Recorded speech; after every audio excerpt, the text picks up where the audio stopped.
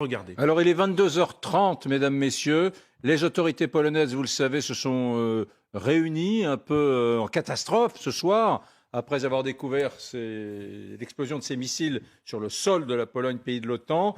Et à l'issue de cette réunion, il y a quelques minutes, il y a eu un petit point presse. On regarde les autorités polonaises, réaction.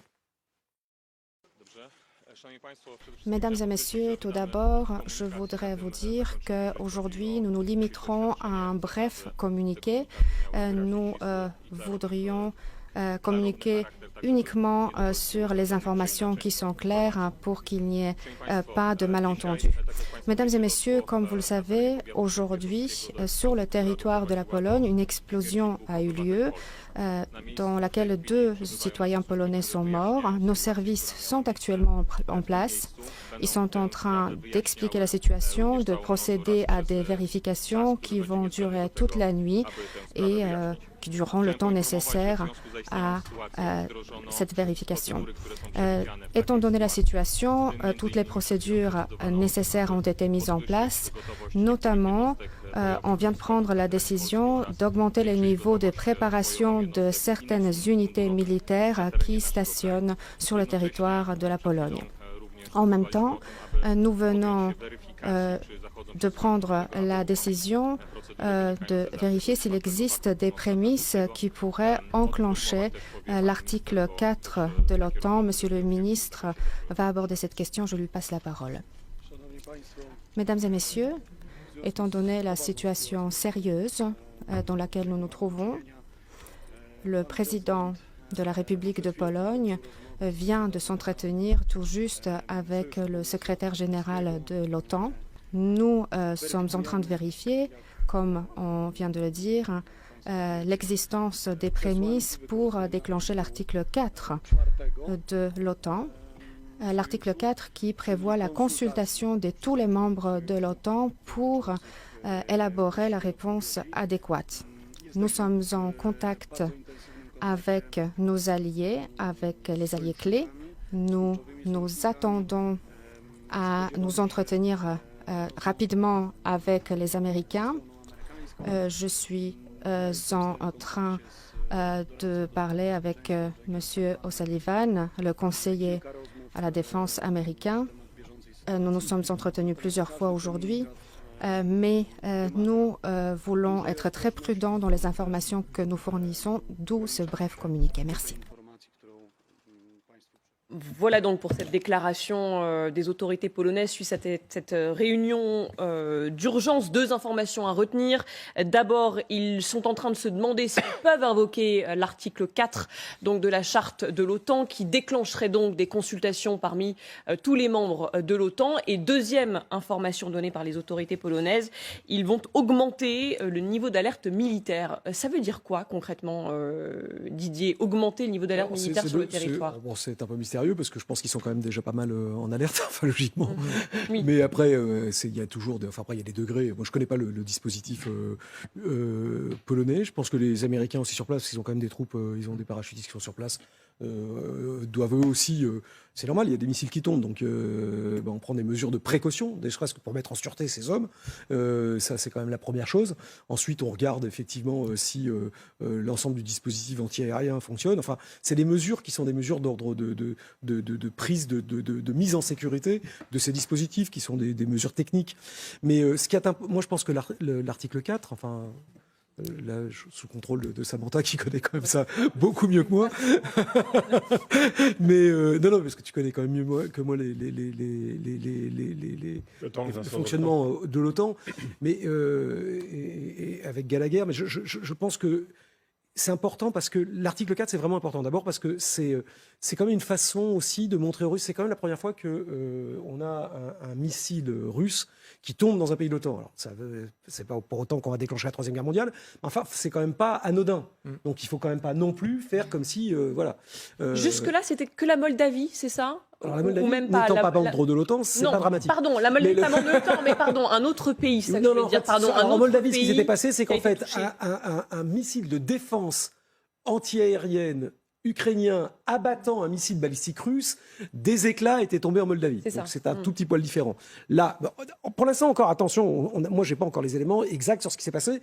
Et je le vois, voilà, par exemple, y compris même le président de la République demande visiblement au ministère de la Défense de vérifier aussi ce qui s'est passé. Oui. Donc on voit bien qu'on est quand même toujours dans... Et les Américains disent la même chose. Les termes sont quasiment les mêmes chez partout. Hein. En tout cas, chez les 3 pays dotés. Enfin, j'ai pas encore vu la déclaration britannique. Mais voilà, il y a quand même aussi une attention... Le secrétaire général de l'OTAN, à l'instant, dit également qu'il attend que les faits soient établis. Donc on fait toujours attention parce qu'évidemment, quand même, c'est une alliance militaire. Donc on dit pas n'importe quoi. Néanmoins... Si ces faits sont avérés, c'est-à-dire que ça vient bien quand on le verra avec les trajectoires, etc., c'est quand même important qu'il y ait une réaction réelle. C'est important que les Russes disent qu'ils visaient rien dans l'OTAN, parce que l'air de rien, même si on en pense ce qu'on veut, mais c'est déjà une première... En fait, l'article 4 permettra, et je pense que tu l'expliqueras peut-être mieux que moi, mais aussi de juger en fonction de la réponse que vont faire les Russes. Oui. C'est très important. Mais on a la réponse des Russes. Non, là pas encore. Le ministère russe de la Défense parle. Renaud, on a un début de quelque chose qui est fait par un porte-parole. C'est pas tout à fait la même chose. On va voir. Donc non, mais c'est intéressant. Oui, enfin. Mais ça va être très très procédurier. C'est pour ça que je me retourne vers Samantha parce que c'est quand même très procédurier cette affaire. C'est très procéduriel et là, tout ce qui va être vraiment important, c'est de déterminer l'intention. Et pour en revenir à ce qu'a dit Alla, parce que j'ai aussi lu des rapports de journalistes ukrainiens qui expliquent très bien que l'endroit où le missile est tombé était donc sur une ligne de courant qui relie cette centrale électrique de Dobrotvirska, qui est une centrale clé pour l'électricité ukrainienne qui va vers l'Union européenne. Donc, si vraiment, et que le missile serait tombé plein à l'endroit, enfin, c'est non vérifié, hein, je regarde aussi, j'ai aussi tas de sources de journalistique ukrainienne, mais si c'est vérifié que le missile est tombé vraiment sur cette ligne de courant, l'hypothèse de l'accident devient alors beaucoup moins crédible, et là, c'est une vraie attaque contre une infrastructure énergétique.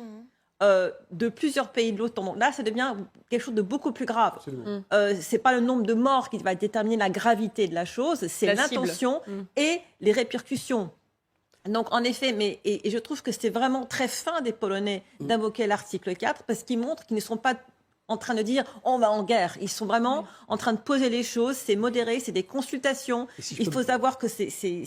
Attendez, c'est une information nouvelle que vous nous donnez. Moi, je ne l'avais pas. C'est Alla qui l'a donné. C'est ce qui a été dit par Alla. Donc, il semblerait qu'une infrastructure électrique, énergétique, ait été touchée par des missiles russes en Pologne.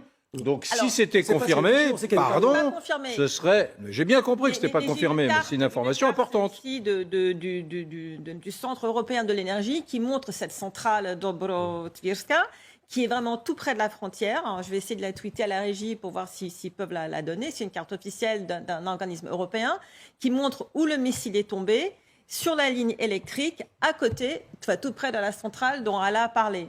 Donc là, c'est quand même, ça me semble un petit peu moins hasardeux qu'un débris qui serait tombé. Et déjà que qu'on dit, non, juste une chose. Quelle a été la première réaction ce soir des autorités russes quand on a parlé de cela? Je les ai sous les yeux, peut-être que je peux vous les lire. Voilà ce que dit le ministère russe de la Défense sur son compte Telegram. Les déclarations de médias polonais et de responsables officiels sur une prétendue chute de missiles russes près de la localité de Prévodo relèvent de la provocation intentionnelle dans le but de créer une escalade de la situation. Ils disent aussi aucune frappe n'a été menée sur des objectifs proches de la frontière ukraino-polonaise. Les images de débris publiées par les médias polonais depuis des lieux des faits dans la localité de Prévodo n'ont aucun rapport avec des projectiles russes. De toute façon, donc, pour les déclarations, ce n'est qu'une provocation de la part des Polonais et des Occidentaux, disent les Russes, Renaud. D'un porte-parole du ministère de la Défense russe. De toute façon, il y avait 3 hypothèses. Il y avait la Russie ce soir qui revendique l'attaque. Bon, là, on entrait dans toute autre chose avec effectivement l'article 5 qui était déclenché. Il y avait une possibilité, mais peu y ont cru, c'est une forme, entre guillemets, d'excuse ou de reconnaissance que c'était un incident avec un Kremlin qui, ce soir, montrait une désescalade parce qu'on va en parler toute la soirée. Mais il me semble que la Russie n'a aucun intérêt à cette attaque. Aucun intérêt. Parce que quelle va être la réponse? Tous les pays frontaliers vont demander une augmentation considérable de l'aide américaine. Ce soir, on apprend que le Congrès, que la Maison-Blanche demande 37 milliards de dollars au congrès supplémentaire. Tenez-vous bien, ce soir, 37 milliards de dollars supplémentaires. L'Ukraine va demander évidemment qu'on couvre, qu'on protège son ciel. Et comment les Américains vont refuser cette fois d'augmenter la protection du ciel ukrainien après ce qui vient de se passer. Donc les Russes n'avaient aucun intérêt. Ce qui accrédite la thèse de l'accident. Ce qui accrédite plutôt la thèse de l'accident, même si bien sûr je reste très prudent. Et troisième hypothèse de réaction, c'est la première réaction qu'on a, et je suis d'accord avec Didier, on va attendre plus de réactions, mais enfin c'est une réaction officielle quand même du ministère russe de la Défense, qui parle évidemment de provocation. Aucun missile russe n'a atteint cette zone. C'est une provocation pour provoquer l'escalade du conflit. Si demain matin, demain midi, demain soir ou après-demain, les autorités polonaises disent, il est clair qu'une installation énergétique polonaise d'un pays de l'OTAN a été frappée, donc ciblée, frappée et détruite, c'est plus tout à fait le même tabac, si on dit ça, non ? Oui, ça va être. Après, il faudra demander l'activation, pas à l'article 4, mais l'article 5, parce que ce sera une agression directe d'un territoire, d'un des pays de membres de l'OTAN. Si c'est délibéré. Toute la question, c'est délibéré ou pas. L'enquête, c'est ça. On va délibéré poser à ou pas Poutine délibéré. la question, est-ce que c'est délibéré, est-ce que vous vouliez ils ont déjà dit que non. Ils ont dit la provocation, c'est pas nous. Il y avait une version il y avait un silo qui était pas très loin. Ils ont dit que c'est une explosion d'un silo de céréales ou quelque chose. Ou c'est les Ukrainiens qui ont fait. Donc les réactions tout à fait normales de Kremlin qui vont jamais accepter leurs responsabilités parce que ça n'est jamais arrivé. Absolument. Même devant les faits, quand ils ont abattu l'avion de la ligne néerlandaise au-dessus de Donbass, ils ont toujours, même devant les preuves, ils ont dit c'est pas nous. Donc il ne faut pas attendre la confirmation de la Russie. Ils mentent tout le temps, je suis d'accord. Mais c'est pour ça que l'OTAN fait une enquête. Oui, c'est pour ça qu'il y a une enquête. Faire l'enquête, mais bien évidemment, dans cette situation, dans tous les cas, ça va dégénérer. C'est dégénéré déjà. Maintenant, on va dire peut-être un accident parce qu'on voudra étouffer, mais ça va dégénérer encore. C'est juste le début. Ça va tomber encore plus loin. Parce que les Russes, même si c'est, supposons, moi je ne pense pas que c'est un vrai accident, mais supposons que c'est un accident. Et les Russes vont dire, oh, ok, ça passe. Ils vont continuer à provoquer, toujours en jouant sur cette peur éternelle des Européens à avoir donné les réponses, à prendre les responsabilités. Mais les Russes, là, ont quand même une notion assez claire des lignes rouges à ne pas franchir. Non, mais je vais vous dire, c'est là où je suis entièrement d'accord avec Allah ce soir. Le problème fondamental, c'est qu'on a un Poutine incontrôlable au Kremlin. Incontrôlable. Et qu'on ne peut pas, on ne va pas pouvoir garder des mois et des années. Alors, que peut-on faire ? On ne sait pas. Mais on ne peut pas garder un chef russe aussi incontrôlable qui envoie une centaine de missiles sur l'Ukraine. Des missiles à Lviv, on est à 80 km de la Pologne. Des missiles proches de la frontière polonaise. Donc l'accident est toujours possible. Imaginez qu'il y a eu 30 morts polonais ce soir. 30 morts, qu'est-ce qu'on fait ? C'est un accident, et puis un deuxième accident dans un mois, et puis dans 2 mois. On a pardonnez-moi l'expression, j'aime pas ce langage familier, mais on a un Poutine qui a peut-être une logique rationnelle, mais qui est, on voit tous, un fou furieux, qui joue, comme disait Didier, avec les allumettes du matin au soir. Comment ? Et on sait très bien que dans l'histoire du monde, certaines guerres ont considérablement dégénéré parce qu'il y a ce que les militaires redoutent tous, un accident. Et avec des populations qui ne supportent pas un accident, qui ce soir fait 2 morts en Pologne, mais peut-être une prochaine fois 20 morts, 30 morts. Et c'est tout le problème auquel est confrontée l'OTAN dans les heures qui viennent, c'est quelle est la réponse diplomatique qui provoque pas à la fois une escalade inconsidérée parce que les Américains ne la souhaitent pas, mais qui en même temps garde notre crédibilité face à quelqu'un qui joue avec le feu aux frontières de l'Ukraine. Pas si léger que ça. C'est pas un petit accident de rien du tout, comme on le disait tout à l'heure. Hein. Alors, on sait pas. En fait, on n'en sait rien. Non, on n'en sait rien. Non, mais l'événement. Voilà, mais l'événement l'événement lui-même est grave. C'est évidemment une crise grave, d'autant que cette frontière entre la Pologne et l'Ukraine, c'est l'un des endroits les plus militarisés du monde aujourd'hui. Par exemple, vous avez des avions français, des Rafales, qui tous les jours décollent pour aller surveiller cette frontière. Vous avez des avions AWACS des avions radars qui surveillent. Donc, à mon avis, on va savoir relativement vite. 10 000 militaires américains sont présents en Pologne. Alors, 10 000 militaires américains qui sont présents en Pologne. Alors, moi, j'ai juste une hypothèse, parce que j'ai pas d'informations. Mais Allah disait, cette frappe, elle était proche d'une centrale. Bon, la concentration de moyens russes depuis plusieurs jours, elle consiste à essayer de couper au maximum l'approvisionnement électrique des grandes villes ukrainiennes, avec malheureusement un certain succès, y compris pour Kiev. Alors, est-ce que, ça n'est qu'une hypothèse, les Russes ont voulu toucher peut-être du bon côté, entre guillemets, de la frontière, c'est-à-dire du côté ukrainien, des installations électriques qui amenaient cette énergie vers l'Ukraine? C'est une possibilité. Alors, on va peut-être écouter à nouveau la réaction de Volodymyr Zelensky, qui, vous l'imaginez, a réagi très rapidement ce soir. Le président ukrainien, donc, puisque cette localité qui a été touchée se situe à 6 km seulement de la frontière ukrainienne. On écoute le président. La terreur ne se limite pas à nos frontières nationales. Des missiles russes ont frappé la Pologne. Ils ont tiré des missiles sur le territoire de l'OTAN. Ceci est une attaque russe sur notre sécurité à tous.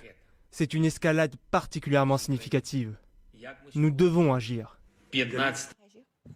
Ala, vous souhaitiez réagir? Oui, parce que quand j'entends le président Zelensky parler encore une fois, qu'on est devant une escalade nette des Russes, la situation, je pense que l'OTAN aujourd'hui est dans une situation où il doit réagir, mais fermement. On ne peut pas laisser passer ce qui vient de se passer. Parce que regardez, donc, à 6 km de la frontière, ça tombe.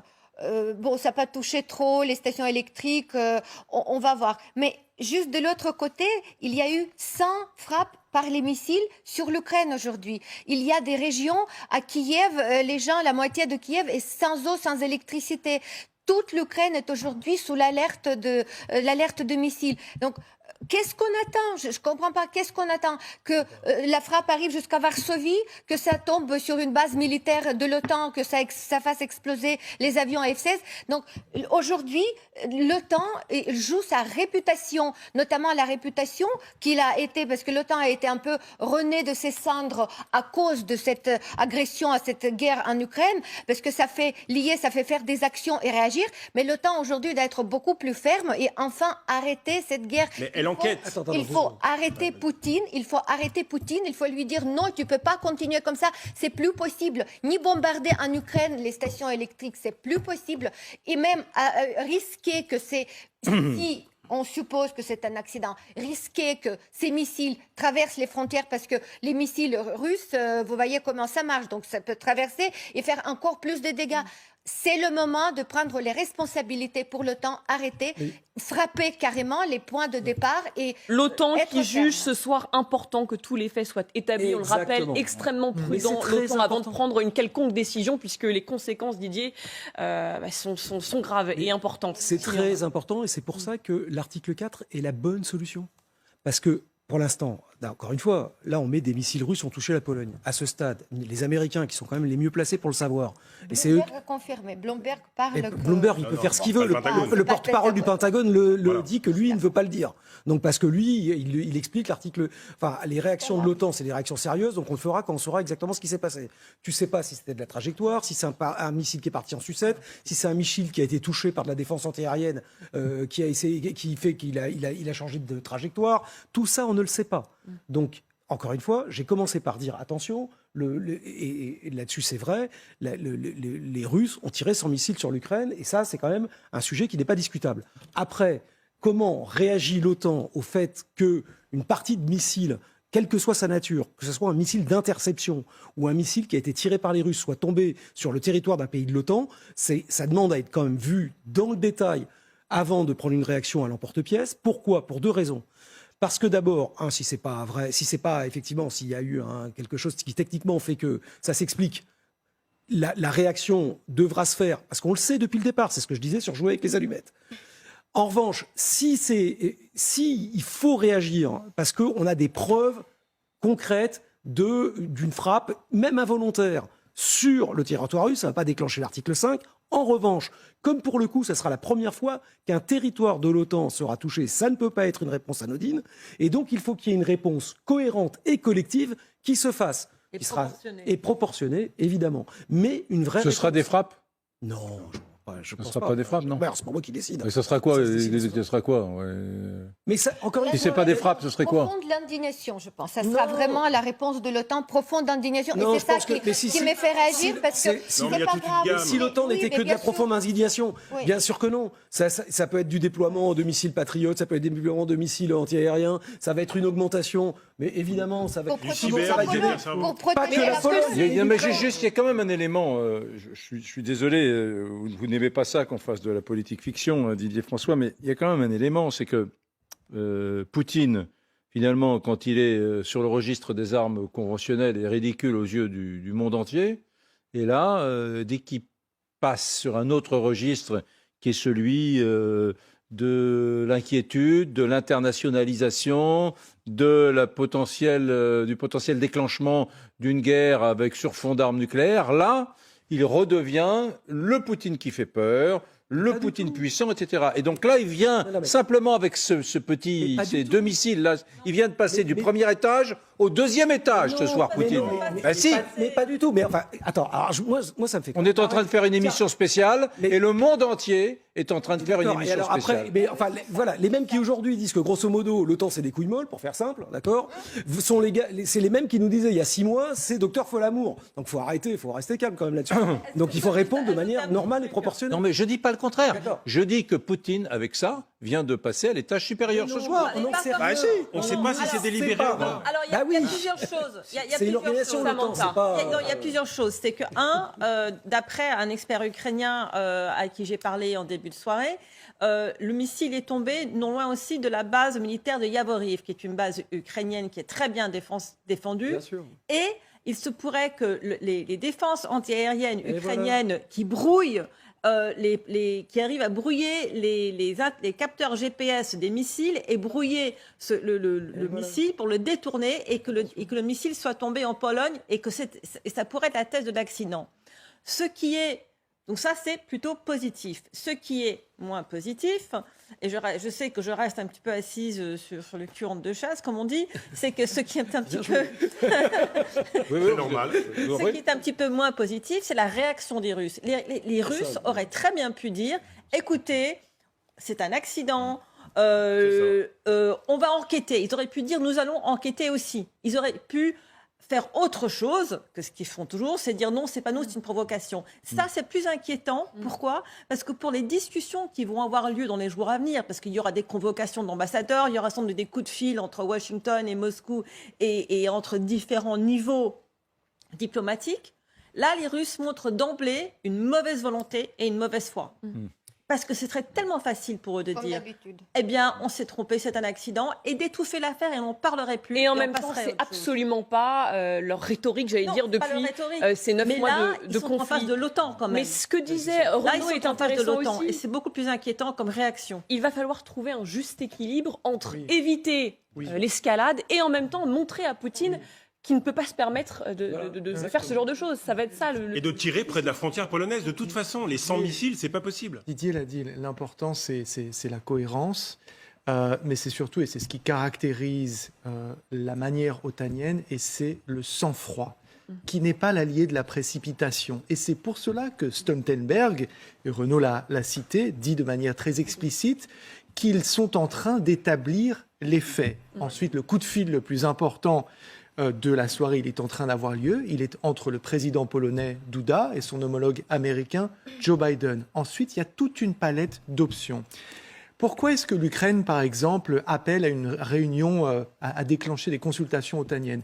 Eh bien parce que l'Ukraine, et ça c'est un ancien de l'état-major otanien qui me le dit à l'instant, le général Yakovlev, qu'on connaît bien sur cette antenne, et qui me rappelle qu'il y a une commission OTAN-Ukraine avec, là encore, des articles, en l'occurrence là c'est le 15, qui permet à l'Ukraine de demander une consultation. Il y a un autre organe, et ça peut surprendre encore plus, qui est, là encore, une commission Russie-OTAN, et avec, en son sein, un bureau politique qui n'est pas en état, pour le coup, de mort cérébrale ou en sommeil. Et l'OTAN pourrait tout à fait convoquer les Russes, les mettre face à leurs responsabilités, et encore une fois, leur demander de s'expliquer, permettre ce moment d'expression et à partir de là, choisir une réaction. Mais à mon sens, ce qui est sûr, c'est pour ça que je dis que ce soit un accident ou pas, on s'en fiche.